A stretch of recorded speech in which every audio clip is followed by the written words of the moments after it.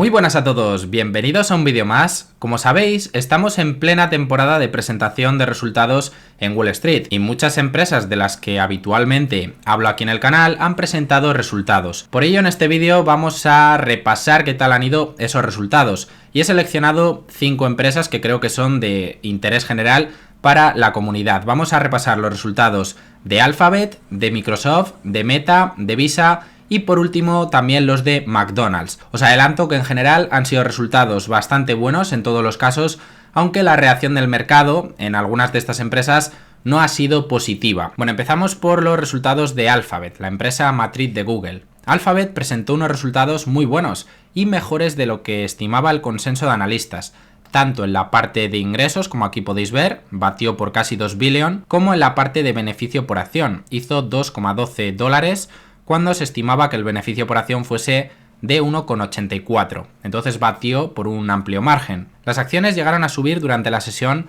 más de un 6%, pero cerraron con un más 2,92%, es decir que se desinfló esa subida, como podéis ver aquí, durante la sesión. Incluso hoy en premarket venía con caídas de más del 1%, tras los resultados que han presentado Meta y Microsoft. Bueno, aquí os he puesto, antes de ver los resultados un poco más a fondo, este pequeño comentario del CEO Sundar Pichai.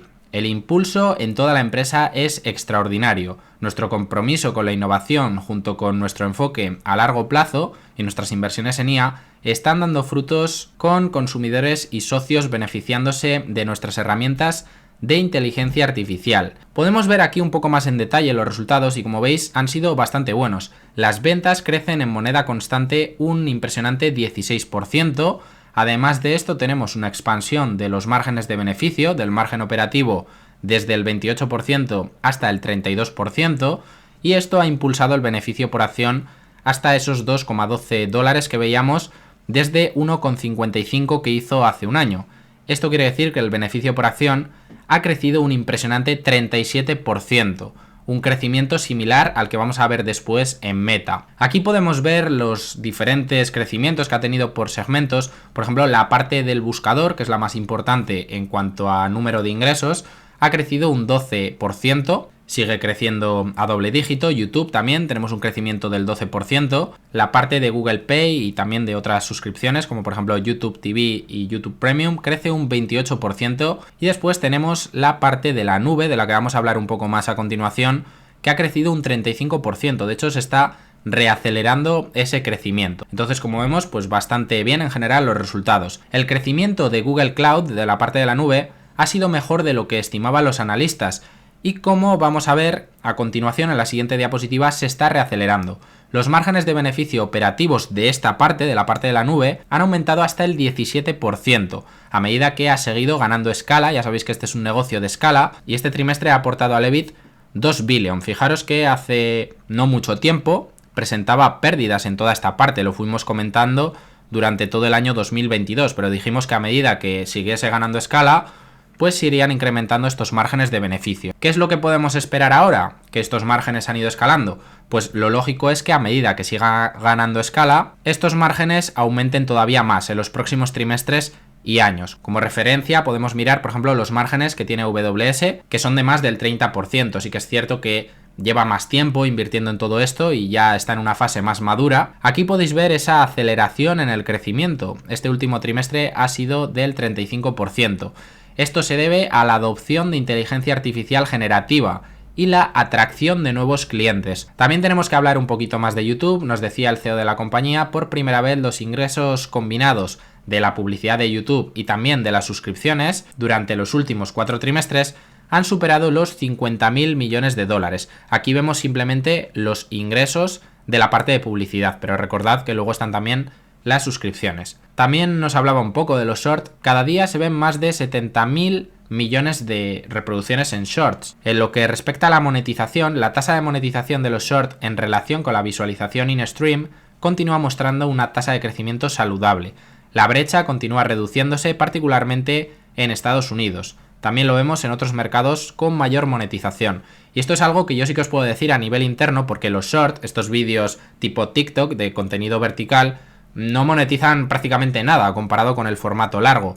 Se paga muy poco. Pero de hace más o menos un año a aquí sí que hemos visto cómo esa monetización, a pesar de ser mucho más baja que en otro tipo de contenidos, se ha duplicado prácticamente. Y esto, más que en mi canal, lo veo en otro canal de YouTube de otro tema que gestiono, porque ya sabéis que yo no suelo subir este tipo de contenido, y también hablando con otros creadores pues me han dado ese mismo feedback. Entonces sí que a nivel interno yo estaba viendo una mejora, y bueno, esto es un poco lo que nos han terminado de confirmar en estos resultados.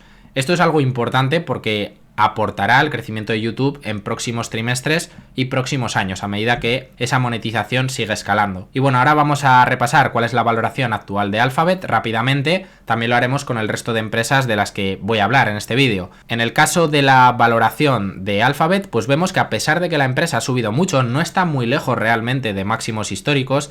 Estaba ayer a $180 por acción, llegaron a tocar, y los máximos están más o menos en 190, así que tampoco está muy lejos, pero bueno, a pesar de ello, está cotizando una valoración de 20 veces PER. Por Free Cash Flow estaría cotizando a unas 23 veces flujo de caja. Es cierto que aquí en ticker no están incluidas las SBC, que yo sí que lo consideraría un gasto, realmente la valoración sería un poco más alta, pero aquí podéis ver también cuál es la media histórica a la que ha venido cotizando sin esos ajustes. Y bueno, por Free Cash Flow la media ha sido de unas 23,7 veces, más o menos estamos ahí, y por PER estaría la media en 24 veces, actualmente está en 20 y está cotizando a múltiplos más bajos que el propio mercado, siendo una empresa de más calidad. Entonces para mí Alphabet, de las grandes tecnológicas, es una de las que, a pesar de las subidas, todavía se encuentra a valoraciones razonables. Evidentemente, si se puede comprar a precios más bajos, mejor. De hecho, la comentamos hace poco en el canal cuando cotizaba a $150 o 148, creo que llegó a cotizar, porque la valoración pues era realmente baja. Y esto no hace mucho que sucedió. Entonces, pues es una de las opciones que a mí me parecen más interesantes en estos momentos. Es una empresa, ya sabéis, de mi cartera desde hace unos cuantos años. Y bueno, ahora vamos a pasar a ver los resultados de Meta. Después seguimos con Microsoft, con Visa y por último McDonald's. Pero antes de ver estos resultados, me gustaría recordaros que si valoráis el trabajo que hay detrás de estos vídeos, y concretamente en este vídeo pues me he tenido que pegar un buen curro para sacarlo a tiempo, me gustaría que dejaseis un like para apoyar este pequeño canal. Meta presentó unos resultados muy buenos y también mejores de lo estimado, tanto en la parte de ingresos como en beneficio por acción. Fijaros que el beneficio por acción fue de algo más de $6 cuando se estimaba 5,21. Sin embargo, las acciones de Meta, a diferencia de las de Alphabet, reaccionaron con caídas de casi un 4%. Es decir, que el mercado no se lo ha tomado muy bien. Es cierto también que la valoración de Meta es un poco más alta que en el caso de Alphabet. Tenemos aquí los resultados para poder verlos un poco más en detalle. Las ventas crecen un 19%, un muy buen dato, mejor incluso que en el caso de Alphabet. Ha hecho este trimestre más de 40 billion en ventas. Los costes y gastos crecen menos que las ventas, esto siempre es positivo, que los costes te crezcan menos que las ventas, crecen un 14% y el margen operativo también se expande, igual que veíamos en Google, en este caso hasta el 43%, desde niveles del 40% que tenía hace un año. Por otro lado, tenemos los beneficios por acción creciendo, igual que en el caso de Alphabet, un 37%, hasta superar los $6 por acción, frente a los 4,39 que hizo hace un año. Entonces, como veis, los resultados así a primera vista parecen muy buenos. Además de ello, el número de personas que utilizan las aplicaciones de Meta, los DApp, crecen un 5%. Y ya hay 3,29 billion de personas que utilizan diariamente las aplicaciones de Meta. El número de impresiones de los anuncios de Meta, los anuncios que se muestran, se incrementó un 7%. Aquí podéis ver, pues por las diferentes zonas, datos más en detalle para los que os pueda interesar. Y el precio promedio de esos anuncios, además, sube un 11%. Podéis ver igualmente en el resto de zonas del mundo, por ejemplo en Europa se incrementó un 16% en promedio el precio de los anuncios. Buenos datos de Meta. Vamos a pasar a comentar la otra parte del negocio que genera pérdidas y que mucha gente odia, que es la parte de Reality Labs, la parte que no son sus aplicaciones. Bueno, pues en esta parte los ingresos quedaron por debajo de estimaciones con un crecimiento del 28%. Aportó 270 millones a los ingresos, mientras que la parte de Family of Apps aportó 40 billion. Es la parte evidentemente más importante, la que aporta casi todos los ingresos. Sin embargo, las pérdidas en esta parte, ya sabéis que llevan mucho tiempo perdiendo dinero aquí, han sido de 4.428 millones. Hace un año perdía en esta parte 3.742, así que se han incrementado las pérdidas. Aún así, el margen operativo hemos visto que ha escalado hasta el 43%, frente al 40% que tenía hace un año. Y fijaros también que os he puesto que la parte de Family of Apps, que es súper rentable, realmente tiene un margen operativo del 54%. Lo que pasa es que está soportando estas pérdidas de la otra parte de la empresa. Estas pérdidas también lo podemos ver como inversiones que está haciendo ahora mismo la empresa y que a lo mejor algún día terminarán dando sus frutos, ¿no? Y se terminará materializando en buenos beneficios. Pero fijaros realmente que si profundizamos un poco en Meta, es una empresa bastante más rentable de lo que se ve a primera vista, y su negocio de aplicaciones es bastante impresionante. Tiene un crecimiento brutal y unos márgenes espectaculares. Para el Q4, hablando un poco de previsiones, esperan que los ingresos se sitúen en el rango de entre 45 y 48 billion. Este trimestre ha hecho unos 40 billion, pero recordad que en este tipo de empresas el Q4 siempre es el más fuerte. Entonces, comparándonos con hace un año, esto supondría, ese rango, crecer entre un 12 y un 19%. Si se sitúa en el rango medio, más o menos, pues serían crecimientos en ventas de en torno al 15-16%, que está bastante bien. Los gastos totales se espera que se sitúen entre 96 y 98 billion, ajustan un poquito a la baja la guía que dieron anteriormente. Y en relación al CAPEX de 2024, las inversiones, estará en la parte alta del rango de entre 38 y 40 billion. Meta está incrementando sus inversiones en infraestructura, como por ejemplo servidores y centros de datos, especialmente para apoyar sus modelos de inteligencia artificial, como Llama. Para 2025, para el año que viene, Meta espera que las inversiones aumenten significativamente, que este CAPEX sea más alto que este rango que nos dicen para 2024. Y bueno, en los 9 primeros meses del año, pues vemos que el CAPEX ha sido de 24 billion. Os he recopilado también algunos comentarios que me han parecido interesantes extraídos de la conference call. Ya sabéis que siempre recomiendo a la gente que le interesen las empresas de las que estamos hablando, leerse con calma por ellos mismos los resultados y también echar un vistazo a la llamada de resultados, ya que aquí hacemos un resumen de lo que yo considero más importante, pero hay muchas más cosas que cuentan allí. Bueno, relacionado con la IA, Meta AI tiene ahora más de 500 millones de usuarios mensuales. La mejora en las recomendaciones impulsadas por IA que hace dentro de las aplicaciones, ya hemos hablado más veces de esto, cada vez va mostrando a los usuarios más contenido escogido por la inteligencia artificial, en lugar de mostrarte, como hacían antes, pues más contenido de la gente a la que sigues. Pues la IA selecciona mejor el contenido y ha incrementado un 8% el tiempo que la gente pasa en Facebook y un 6% el tiempo que pasan en Instagram. Más tiempo de uso de la gente significa que consumen más anuncios y esto se traduce en más monetización y más dinero para Meta. Más de 1 millón de anunciantes usaron herramientas de generación de imágenes, generar imágenes por IA, para crear más de 15 millones de anuncios en el último mes, lo que incrementó además las conversiones de esos anuncios en un 7%. Este es un dato muy positivo para los anunciantes que se anuncian en las aplicaciones de Meta. Meta está viendo un aumento en el uso de su asistente Meta AI. Las interacciones más comunes incluyen búsqueda de información, ayuda con tareas, generación de imágenes y consultas sobre intereses. Aunque aún no es un motor de búsqueda propio, Meta ha integrado Bing y Google para consultas en tiempo real, sí que se está hablando, y hubo un rumor de hecho estas últimas semanas, de que Meta podría estar trabajando en un futuro motor de búsqueda, que competiría también con Google y puede ser interesante. Hablando un poco de realidad aumentada y virtual, Meta lanzó las nuevas gafas que comentamos ya en un repaso de noticias en colaboración con Ray-Ban, estas gafas que lleva aquí el amigo Zuckerberg, que tienen IA, capaces de, por ejemplo, traducir en tiempo real y recordar información. También mostró su primer prototipo de gafas holográficas de realidad virtual aumentada y lanzó recientemente el Quest 3S, que es un visor de realidad mixta, pero a un precio más reducido y más accesible.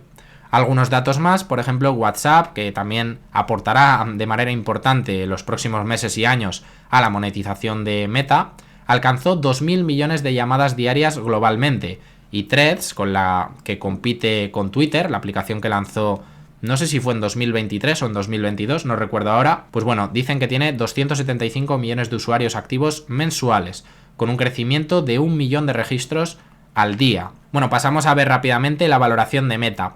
Aquí tengo que deciros que cuando he sacado este pantallazo todavía no estaba actualizado el precio en ticker, entonces la valoración, con la caída que está teniendo hoy, que era de casi un 4%, realmente sería un poquito más baja de lo que nos pone aquí. Pero bueno, por PER las acciones estarían cotizando, según ticker, a 25 veces PER.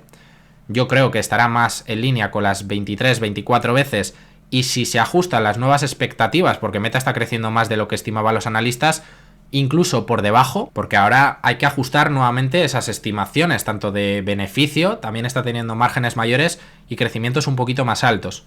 Por Free Cash Flow, la empresa sí que está cotizando a múltiplos más altos, en torno a 31 veces Free Cash Flow. Tras esta caída, pues a lo mejor queda en 29, 28 veces flujo de caja. Aquí podéis ver también cómo ha cotizado históricamente, por flujo de caja en torno a 28 veces, por PER en torno a 22,5, es decir que por PER más o menos pues estaría en esa media histórica de valoración. No pienso tampoco que esté particularmente cara Meta por toda la opcionalidad que tiene, pero bueno, es una acción en la que intentaría comprarla a valoraciones un poco más bajas. Si hay más volatilidad en próximas semanas y sigue cayendo, pues puede ser interesante. En mi caso está muy lejos de mi precio de compra medio, que es de en torno a $150 por acción, pero bueno, si se pone a valoraciones interesantes, pues sí que aumentaría posición. Por otro lado, tenemos los resultados de Microsoft, que presentó unos resultados algo mejores de lo estimado, tanto en la parte de ingresos como en la parte de beneficios por acción. Aquí lo podéis ver.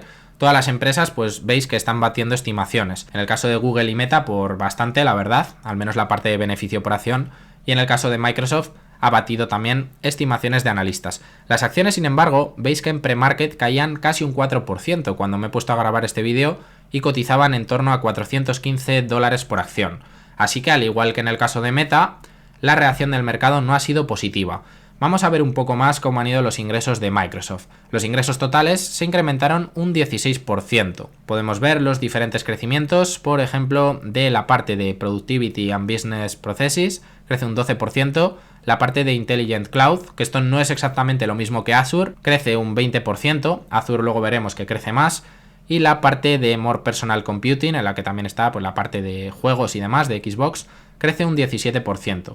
Los EPS, los beneficios por acción, crecen un 10% en moneda constante y tuvo unos márgenes operativos del 47%, un poco inferiores a los de hace un año. Podemos ver aquí cómo se componen los crecimientos de las diferentes partes y no hay ninguna parte que decrece. Una de las partes que veíamos que decrecía en anteriores trimestres, si recordáis, era la de dispositivos y la de licencias de esos dispositivos, licencias OEM de Windows. Pues bueno, esta parte ha vuelto al crecimiento, aunque solamente crece un 2%. La parte de Azure crece un 34%. En el caso de Google hemos visto que su nube crecía un poco más, crecía un 35%. Aquí os he puesto esta gráfica, aquí en vez de un 34 pone un 33 porque no es en moneda constante, esta gráfica que he encontrado de Altimeter. La transformación impulsada por IA está mejorando la eficiencia operativa y el crecimiento de los clientes de Microsoft. En Google, como os decía, hemos visto ese crecimiento a tasas un poco más altas, del 35%, y tenemos lo que crecería Azure excluyendo la IA, que es lo que ha estado reacelerando el negocio. Crecería un 21% y así está creciendo un 33%. Entonces, pues no sé qué opináis vosotros, pero a mí me parece algo bastante impresionante que con el tamaño que ya tienen los negocios de nube de estas empresas, pues hayan conseguido reacelerar todavía más el crecimiento. Y bueno, esto no es algo nuevo de este trimestre, sino que ya lo hemos venido comentando en anteriores presentaciones de resultados. Podéis ver cómo se ha ido amplificando esa diferencia. Todavía no han salido los resultados de AWS, de Amazon, pero yo pienso que será algo similar. Lo que pasa es que ya es un negocio más maduro, más grande y tiene tasas de crecimiento más bajas que, por ejemplo, Google o Microsoft.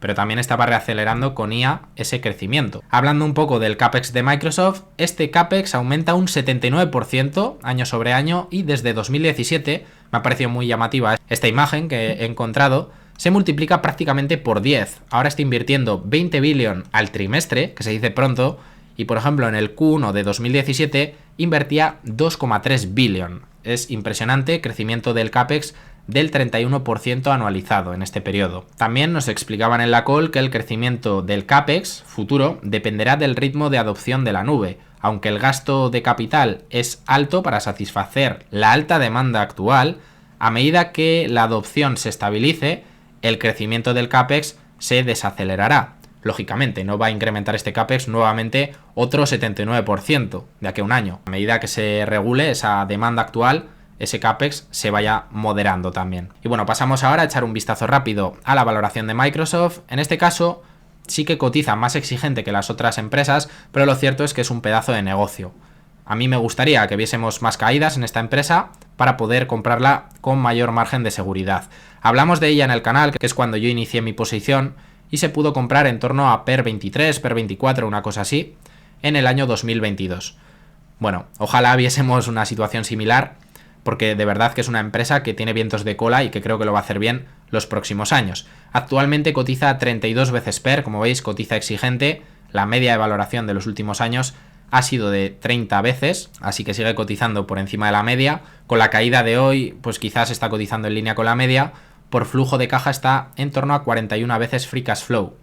La media de los últimos años ha sido de 34. Entonces, negocio de mucha calidad, ha presentado buenos resultados, pero a lo mejor esto ya estaba descontado, y de ahí la caída del mercado. Como os digo, pues vamos a vigilar Microsoft para ver si se puede poner a buenas valoraciones nuevamente, aunque rara vez da oportunidad esta compañía. Pasamos ahora a hablar de Visa, que es una empresa de la que también hemos hablado mucho, y es una empresa que a mí personalmente me gusta, es un buen negocio.